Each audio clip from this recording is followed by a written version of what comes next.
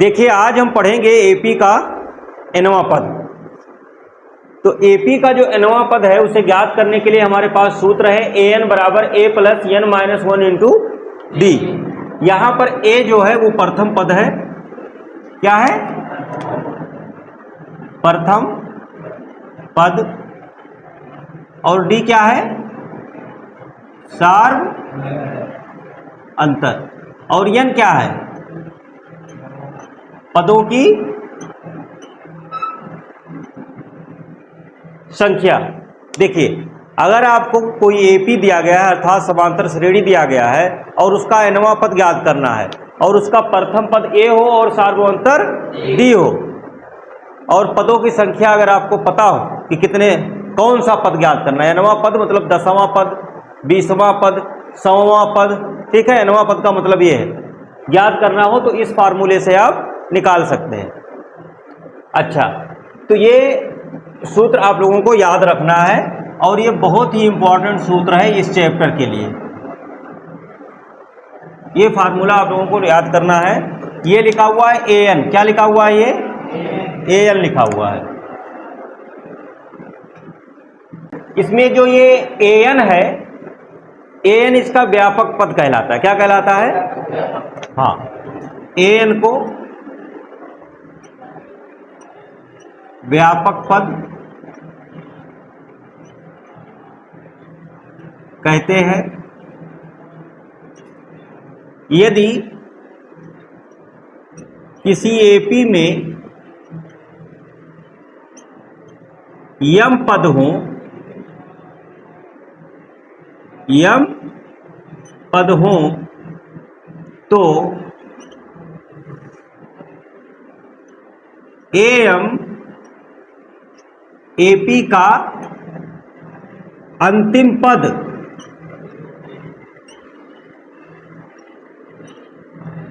होगा। अंतिम पद को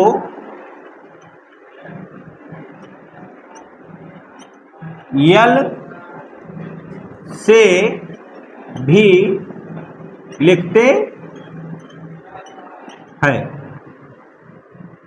ठीक है, इतनी जानकारी आपके पास होनी चाहिए कि एपी का जो nवां पद है उसका जो फार्मूला है nवां पद ज्ञात करने, कोई भी पद ज्ञात करने के लिए an बराबर a plus n minus 1 into D.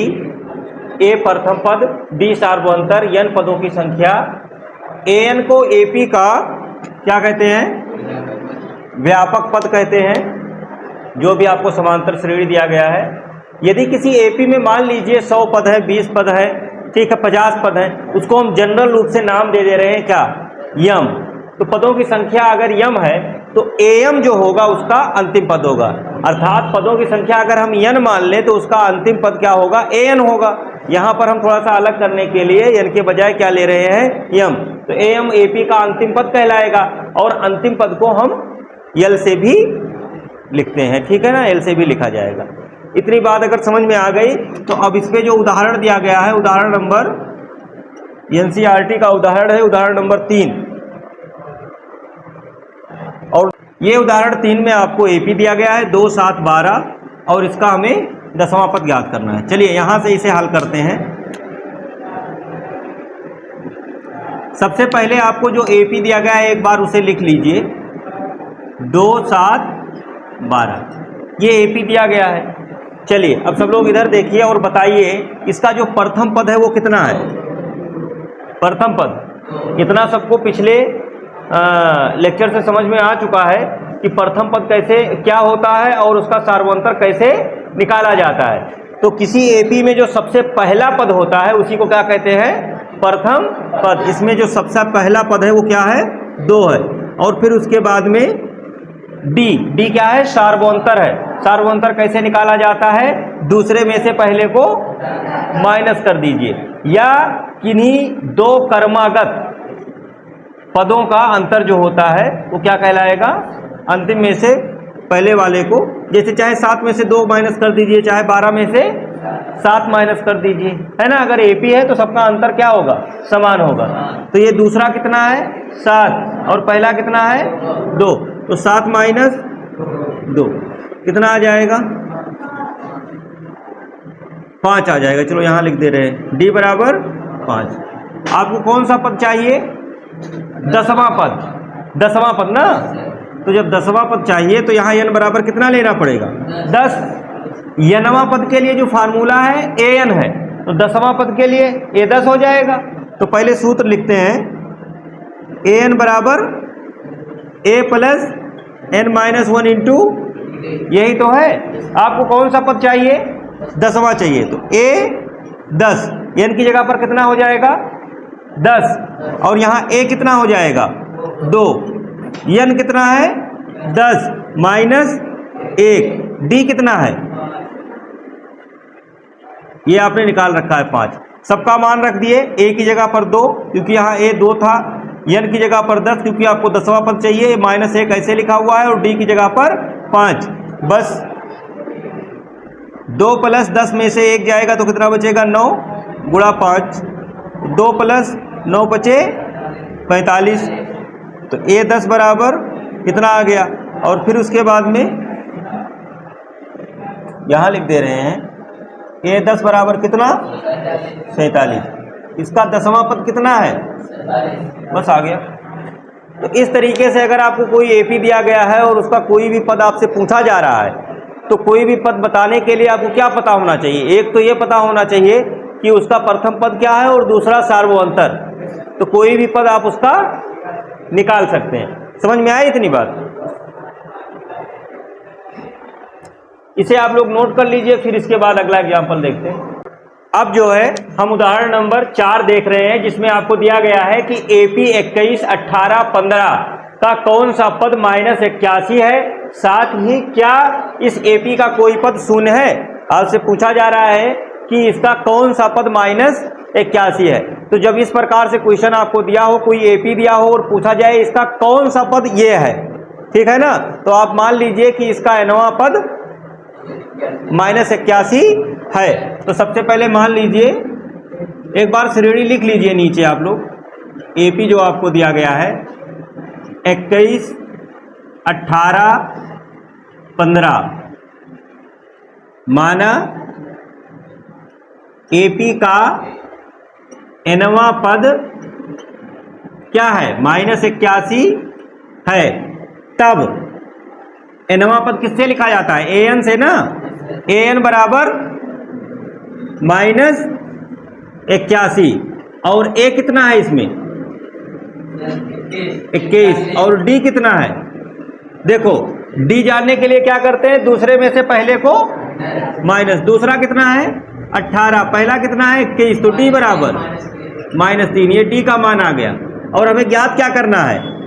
n निकालना है। कौन सा पद -81 है, यही तो निकालना है। ठीक, एक बार सूत्र लिख लीजिए। an बराबर a plus n minus 1 into D.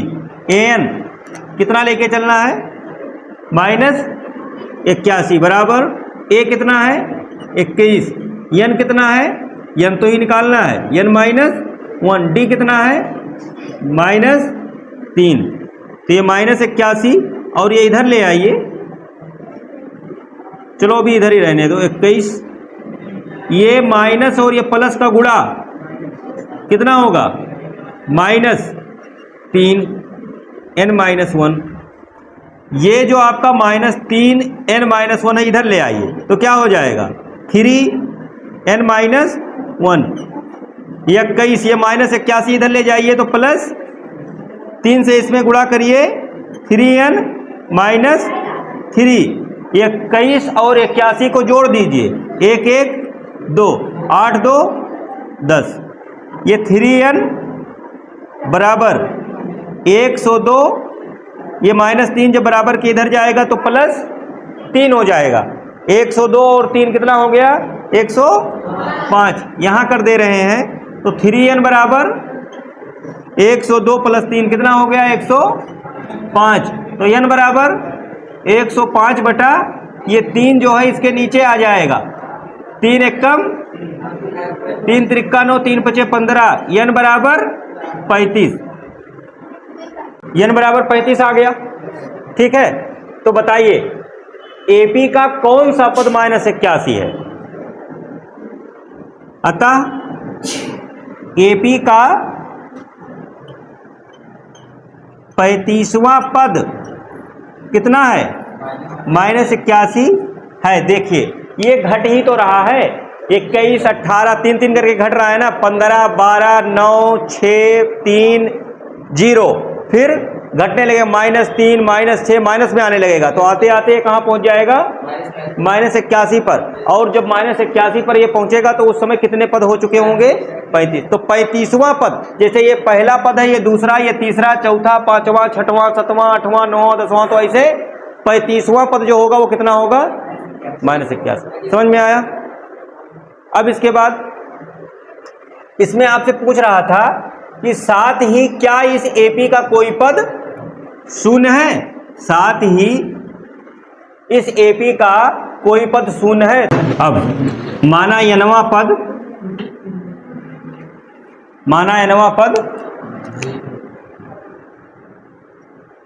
शून्य है, तब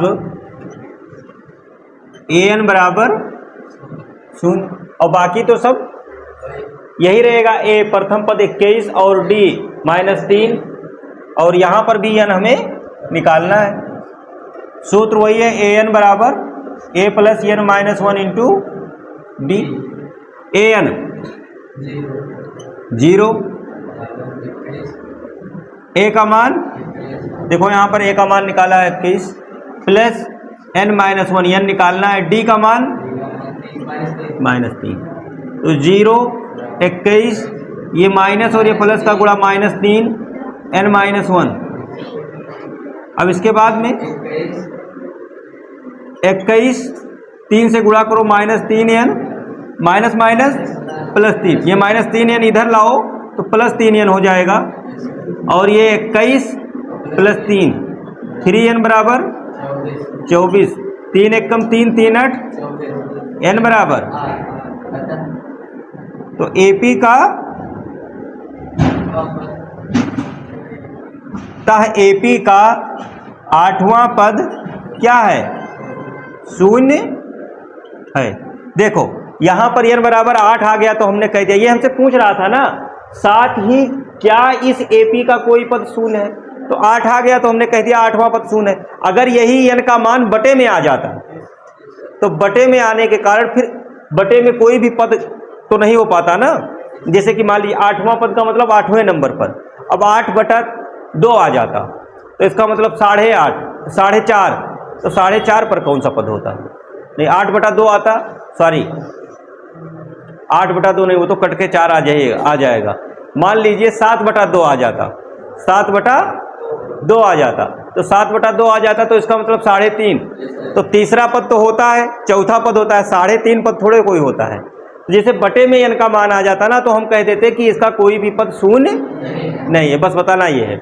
तो इसे आप लोग नोट करिए, फिर इसके बाद अगला एग्जाम्पल देखते हैं। उदाहरण नंबर 5 में देखिए आपको दिया गया है, वो AP निर्धारित कीजिए जिसका तीसरा पद 5 और 7वां पद 9 है। ठीक है, यहां पर आपको जो दिया गया है वो है तीसरा पद। तीसरा पद कितना है? 5, और 7वां पद 9। ऐसे तो लिखते हैं, तीसरे पद को A3 और 7वें पद को A7। अब यहां पर जो हमारा nवां पद का फार्मूला है वो लिख लीजिए, an बराबर a + n-1 इंटू D। ये हमने लिख लिया। देखिए जो हमें AP निर्धारित करना है, मान लीजिए उसका प्रथम पद हम क्या मानते हैं? A और सार्वंतर D। तो माना AP का प्रथम पद A और सार्वंतर, वीडियो चालू है?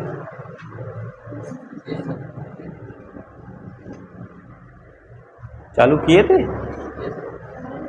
अच्छा, प्रथम पद A और सार्वंतर D है। अब जब प्रथम पद A और सार्वंतर D है तो बताइए, an की जगह पर A3 लिख दें और यहाँ पर ए, और n की जगह पर कितना लिखें? 3 लिखा जाएगा भाई। यहाँ n की जगह पर क्या लिखे हैं? 3 माइनस इंटू, और A3 का मान कितना है? 5, A प्लस 2D समीकरण नंबर 1, तथा A7 दिया गया है ना, तो n की जगह पर 7 लिखिए। A7 बराबर A plus 7 minus into A7 का मान 9, A प्लस 7 माइनस 1 6D समीकरण नंबर 2। हमें A और D तो ज्ञात करना है, तभी तो AP निर्धारित होगा। तो समीकरण 1 और 2 हमें प्राप्त हो गया। अब समीकरण 2 में से 1 को माइनस कर दीजिए। 2 में से 1 को क्यों माइनस करें? 1 में से 2 को भी तो कर सकते हैं। हाँ कर सकते हैं, लेकिन जब 1 में से 2 को घटाओगे तो 5 माइनस 9 हो जाएगा, माइनस में बचेगा। 2D माइनस 6D हो जाएगा, माइनस में आएगा। वैसे भी माइनस माइनस कट जाएगा, फिर से आ जाएगा सही आंसर। लेकिन 2 में से अगर घटाओगे तो माइनस भी नहीं बचेगा, तो इसलिए कहते हैं। बाकी 1 में से 2 घटा दीजिए या 2 में से 1 घटा दीजिए। देखो ये A कट जाएगा ना, A समान है, तो जब 1 में से 2 या 2 में से 1 को घटाओगे तो A माइनस 1 कट जाएगा और D बच जाएगा। और चाहे इसे आप 2 चर वाले रैखिक समीकरण पढ़ाया हूं ना, x y रहता था, तो उस तरीके से आप लेकर के ऊपर नीचे लिख के हल कर सकते हैं, जैसा चाहे वैसे कर सकते हैं। ठीक, अब देखो मैं यहां लिख रहा हूं समीकरण 2 में से समीकरण 1 को घटाने पर, इस प्रकार लगभग जब भी 2 समीकरण बनेगा यहां ना, तो ऐसे घटा दीजिएगा, आ जाएगा।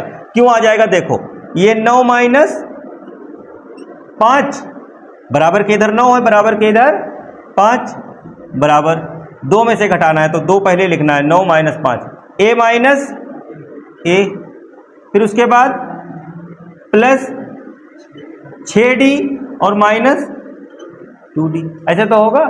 अब चाहे इतना आप लिख के दिखाएं और चाहे डायरेक्ट लिख सकते हैं। डायरेक्ट क्या लिख सकते हैं? यहां देखो, जैसे ऐसे घटा दो, 9 में से 5 गया तो 4, या 9 में से 5 यहां घटाओ 4 आएगा। A में से A जाएगा तो 0, खत्म हो गया ना। ये माइनस A में घटाओगे तो 0। 6D minus 2D, 6D minus 4D plus 4D, तो ये 4D इधर कर दो और ये 4 इधर कर दो। अच्छा, चिन्ह नहीं बदला क्या? बदलेगा, लेकिन फिर से कैंसिल हो जाएगा। देखो कैसे, जब ये 4D इधर आएगा तो माइनस में हो जाएगा, ये 4 इधर जाएगा तो ये भी माइनस में, माइनस माइनस दोनों तरफ से कट जाएगा, समझे? तो ये कैंसिल कर दो। 4 एक कम, 4 एक कम, 1 और D का गुणा D, और 1 यहाँ पर बचा है, तो D बराबर कितना आ गया? 1। और जब D बराबर 1 आ गया तो ये D का मान उठा करके आप इसमें समीकरण नंबर 1 में रख दीजिए, फिर A का मान आ जाएगा। तो D का मान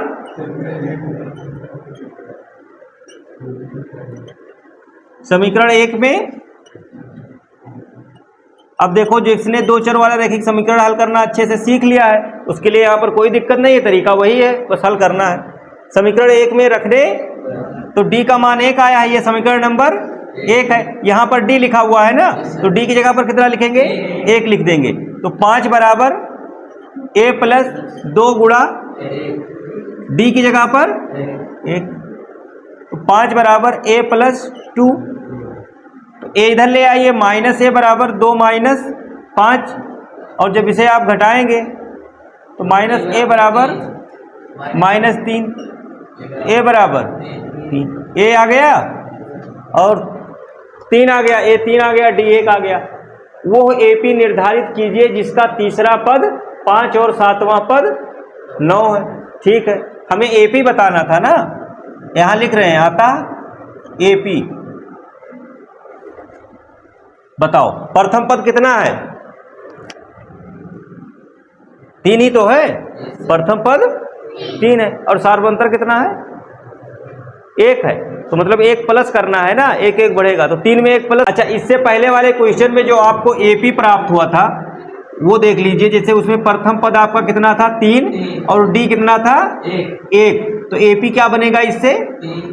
प्रथम पद 3, फिर उसके बाद में D 1 है, मतलब 1 1 प्लस करना है, तो 3 4 5 6, इस तरीके से AP प्राप्त होगा। इससे पहले वाले उदाहरण का ये AP है।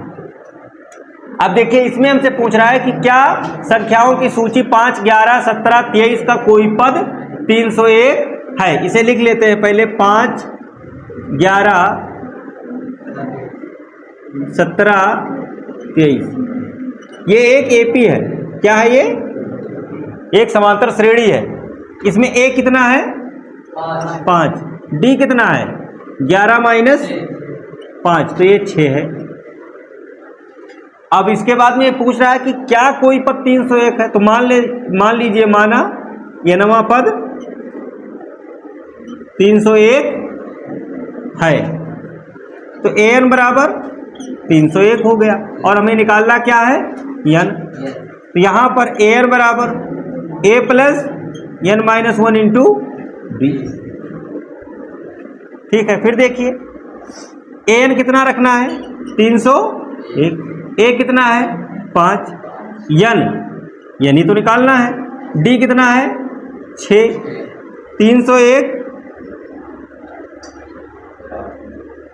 बराबर 5 प्लस ये 6 है, 6 से इसमें गुणा कर दीजिए। 6 और n का गुणा 6 माइनस 6 और 1 का गुणा 6। ये माइनस 6 इधर ले आइए, माइनस 6n। 5 माइनस 6 और ये 301 इधर जब जाएगा तो माइनस 301। माइनस 6n बराबर कितना होगा? ये माइनस 6 और माइनस 301 दोनों जुड़ जाएगा तो माइनस 307, और फिर इसमें से घट जाएगा तो माइनस 300 कितना? 2। ये माइनस माइनस दोनों तरफ से कट जाएगा तो n बराबर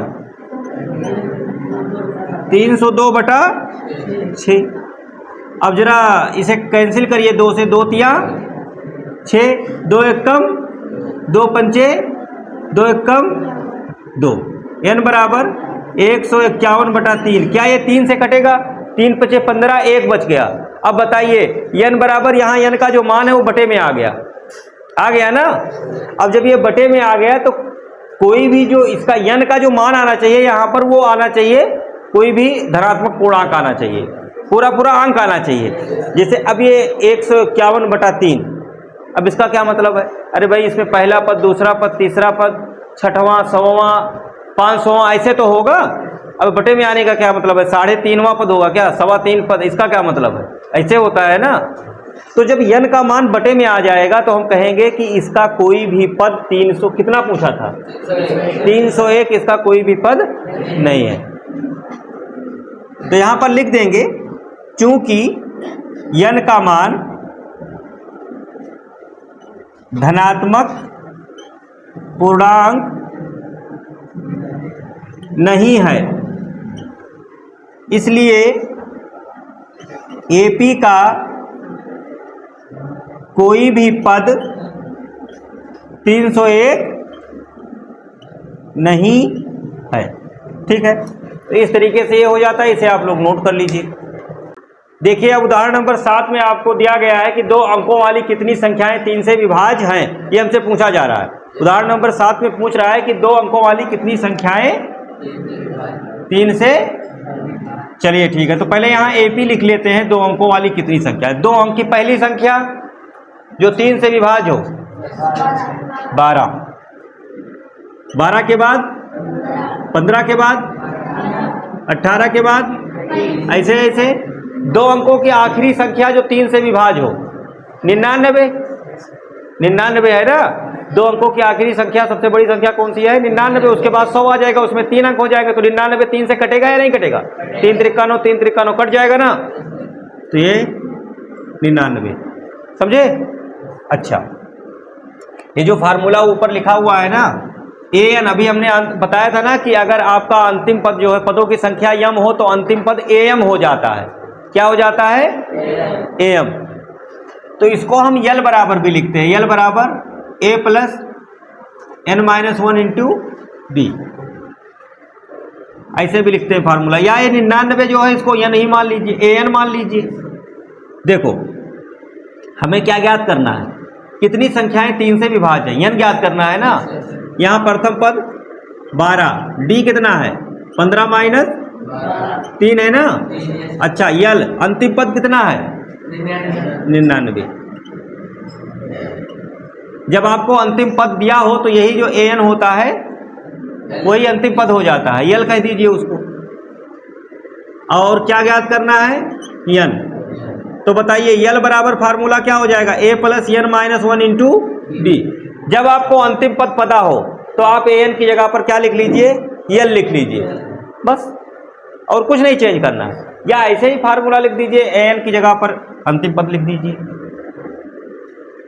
तो कि इसका nवां पद जो है मतलब लास्टवा आखिरी पद जो भी है पदों की संख्या उसमें 99। तो यल कितना है 99, a कितना है 12, n minus 1 into D, D कितना है 3, 99 12 3 से गुणा करो 3n माइनस 3, ये 3n इधर लाओ माइनस में हो जाएगा, 12 माइनस 3 ये इधर जाएगा तो माइनस 99, माइनस 3n 12 माइनस ये दोनों जुड़ जाएगा तो कितना हो जाएगा 102, 99 और 3, फिर उसके बाद में माइनस 3n, बताओ कितना बचेगा 90, माइनस में माइनस माइनस 3 एक कम 3, 3 त्रिक्का 9 30, n बराबर 30। n का मान कितना आ गया, हमसे पूछ रहा था 2 अंकों वाली कितनी संख्याएं 3 से विभाज्य है, तो यहां लिख दीजिए कि अतः 2 अंकों वाली कितनी संख्याएं 30 संख्याएं 3 से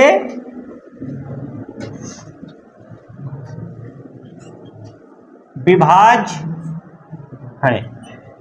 बस इतनी सी बात आपको बतानी थी यहाँ पर, इसे आप लोग नोट कर लीजिए। उदाहरण नंबर 7 है, ये यहाँ पर खत्म हो जा रहा है। अब हम उदाहरण नंबर 8 देखेंगे, जिसमें आपको दिया गया है एक एपी 10 7 4 डॉट डॉट माइनस 62 का अंतिम पद से प्रथम पद की ओर 11वां पद ज्ञात करना है। अंतिम पद से प्रथम पद की ओर 11वां पद ज्ञात करना है। सबसे पहले ये जो आपको एपी दिया गया है इसे आप लिख लीजिए एक बार नीचे, 10 7 4 माइनस 62। अब यहां पर आपको अंतिम पद से प्रथम पद की ओर मतलब उल्टा गिनना है, यहां से इधर आना है। और कौन सा पद चाहिए 11वां पद चाहिए, है ना। अभी तक हम कैसे ज्ञात कर रहे थे, ये प्रथम पद था, ये सेकंड, ये थर्ड, इस तरीके से बढ़ते हुए इधर जा रहे थे। लेकिन ये कह रहा है अंतिम से 11वां बताओ, तो ठीक है अंतिम से भी 11वां ज्ञात कर सकते हैं। देखो इसके 2 तरीके हो सकते हैं, या तो आप इसमें क्या करिए कि ये प्रथम पद दिया हुआ है, सार्वभौमंतर आप निकाल लीजिए और उसके बाद में अंतिम पद दिया हुआ है। तो सबसे पहले आप क्या करिए, पदों की संख्या ज्ञात कर लीजिए, पदों की संख्या ज्ञात कर लीजिए। n पता चल जाएगा ना, जब n आपको पता चल जाएगा तो ये पता चल जाएगा कि इसमें कुल टोटल कितने पद हैं। और जब ये पता चल जाएगा, मान लीजिए इसमें 100 पद हैं, तो अब अंतिम से इधर चले आइए गिनते हुए, जो पड़ेगा वो निकाल लेंगे। तो ये प्रोसेस थोड़ा सा लंबा हो जाता है। दूसरा क्या है, दूसरा ये है कि आप इस एपी को उलट दीजिए, क्योंकि ये अंतिम से पूछ रहा है ना। तो इसमें जो आपका अंतिम पद है उसको हम क्या मानेंगे, पहला पद मान लेंगे। बाकी सार्वभौमंतर जैसे कि इधर से जब नहीं, वो नहीं रहेगा, वो नहीं रहेगा।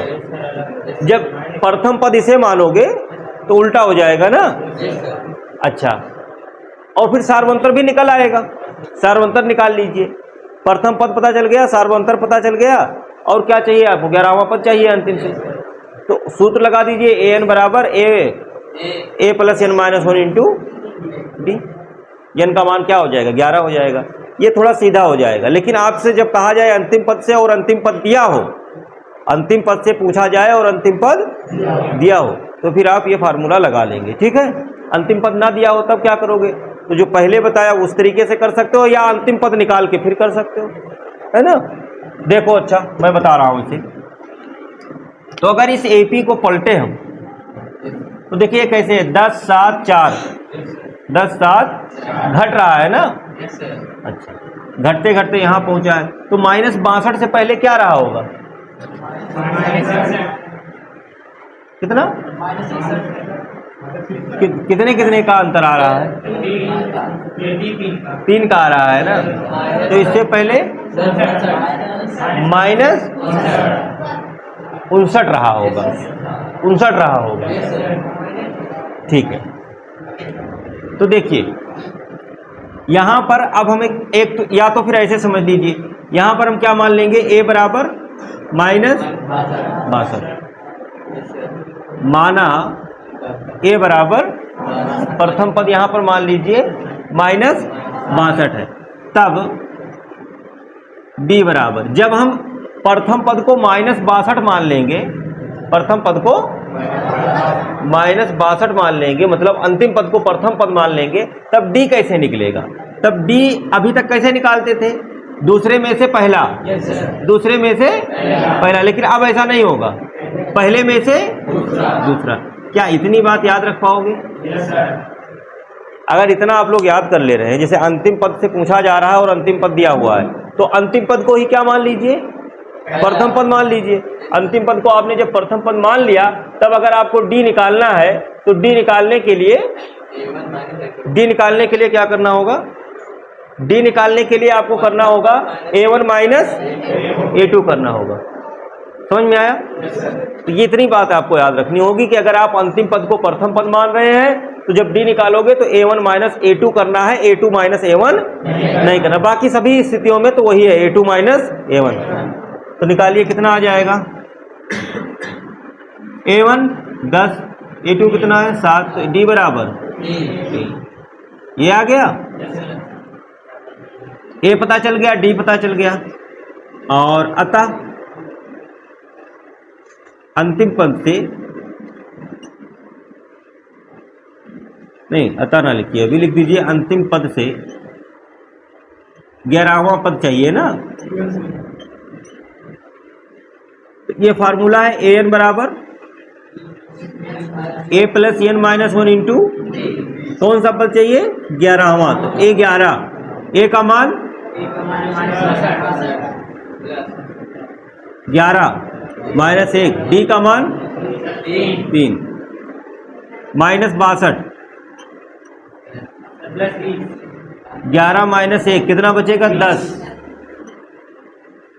माइनस 62 प्लस 30 कितना आया? कितना आ गया? अतः अंतिम पद से ग्यारहवां पद कितना है? माइनस। बताओ समझ में आया? जब भी आपसे अंतिम पद से पूछे तो आप इस तरीके से कर सकते हैं, अगर आपको अंतिम पद दिया हुआ है। ठीक, तो इतना ये हो गया, इसे आप लोग नोट कर लीजिए, फिर अगला देखते हैं। देखिए अब हम उदाहरण नंबर 9 देखेंगे, जिसमें आपको दिया गया है कि 1000 रुपये की एक धनराशि 8% वार्षिक साधारण ब्याज पर निवेश की जाती है। अच्छा, 1000 रुपये 8% वार्षिक साधारण ब्याज पर निवेश की जाती है। प्रत्येक वर्ष के अंत में ब्याज परिकलित कीजिए। क्या ये ब्याज एक एपी बनाते हैं? यदि ऐसा है तो इस तथ्य का प्रयोग करते हुए 30 वर्षों के अंत में ब्याज परिकलित कीजिए। चलिए शुरू से स्टार्ट करते हैं। आपको दिया गया है ये जो 1000 है, ये है मूलधन। क्या है? और मूलधन को P से लिखा जाता है, मैंने यहां पर लिख दिया है। मूलधन कितना है? 1000।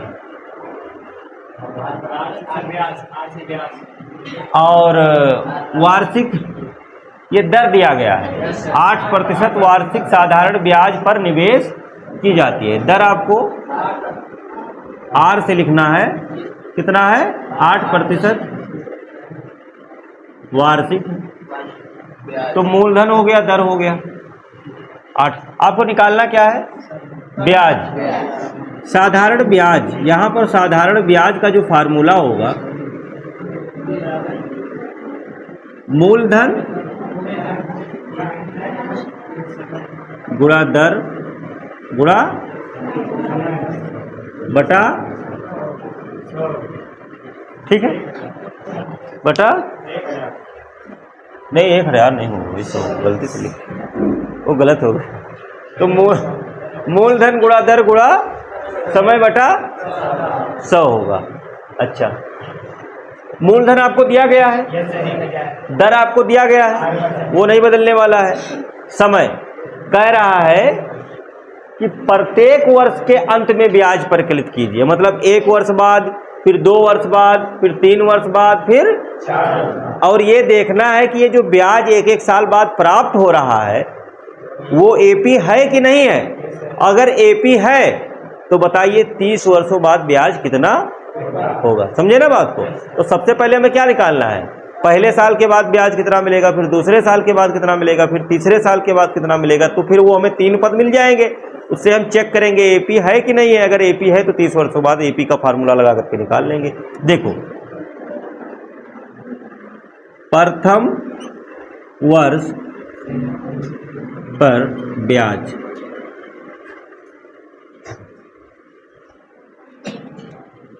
फार्मूला सबके लिए यही रहेगा। मूलधन कितना है,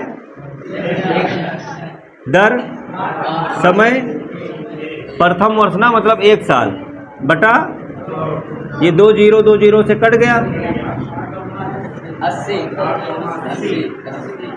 80 आया। दूसरे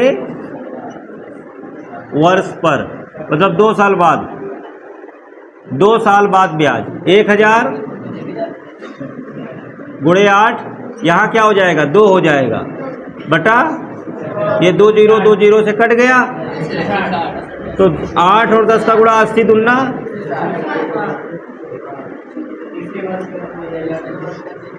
तीसरे वर्ष पर ब्याज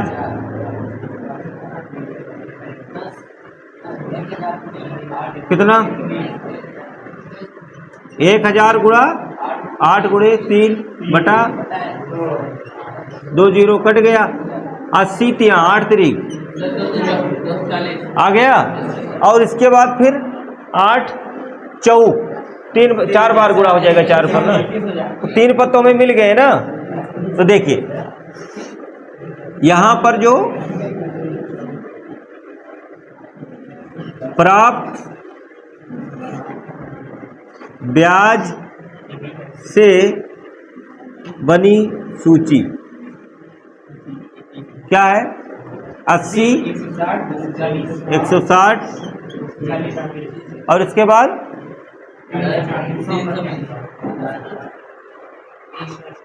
8 का गुणा 4 से कर दीजिए तो 8 चौक 32 320 आ जाएगा। ये है।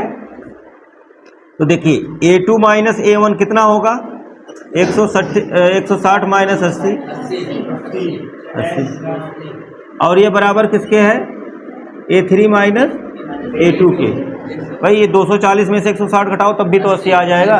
कुल मिलाकर के यहाँ जो पदों के बीच जो अंतर आ रहा है वो समान है ना, सार्वंतर अगर है आपको प्राप्त हो गया तो D कितना आया D बराबर, अतः प्राप्त सूची क्या है एपी, एपी है तो ए बराबर 80 और डी बराबर दोनों 80 है ना, प्रथम पद 80 है और सार्वंतर भी 80 आ रहा है। इतना हो गया। अब आपसे कह रहा था प्रत्येक वर्ष के अंत में ब्याज परिकलित कीजिए, हमने परिकलित किया। क्या ये ब्याज एक एपी है? हाँ ये एपी है। यदि ऐसा है तो इस तथ्य का प्रयोग करते हुए 30 वर्षों के अंत में ब्याज परिकलित कीजिए। यहाँ पर n बराबर हम कितना ले लेंगे 30 और फार्मूला लगा देंगे an बराबर a plus n minus 1 into D. a 30, a का मान 80, n 30 माइनस 1 और d का मान 80 प्लस 30 माइनस 1 29 गुणा 80, 80 प्लस 1 0 बढ़ाओ 8 9 72 और 8 दूनी 16 7 23 जोड़ दीजिए 0 8 2 10 3 1 4 2400 रुपये ये आ गया। अतः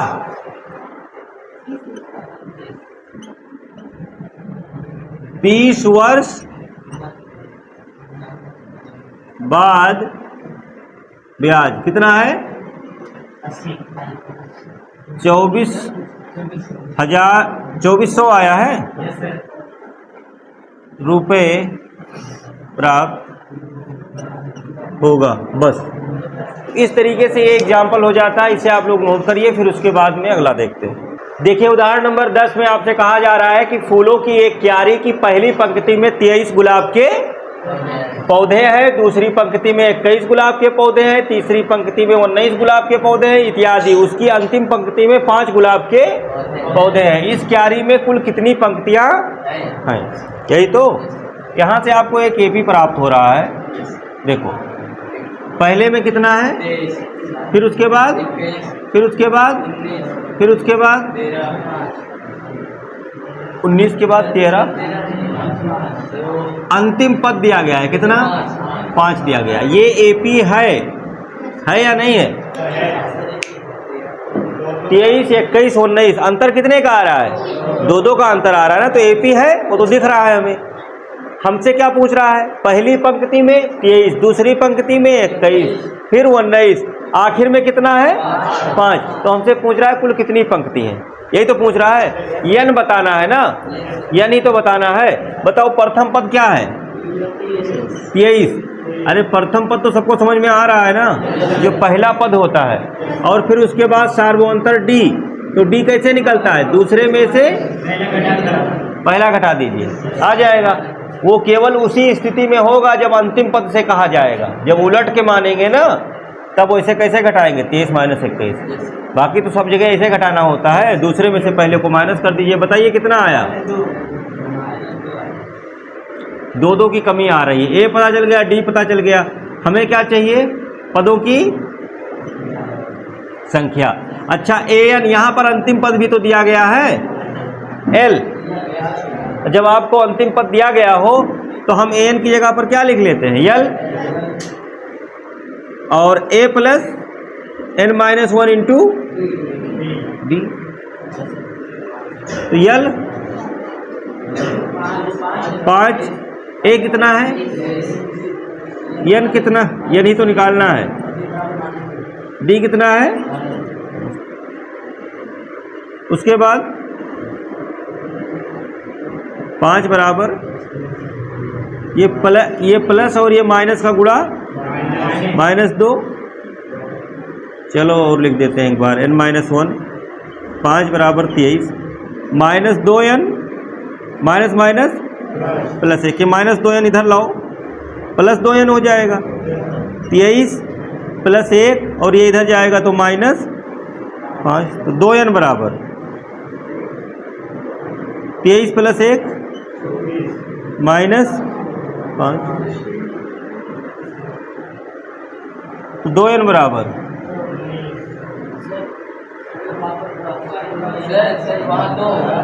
कहाँ पर?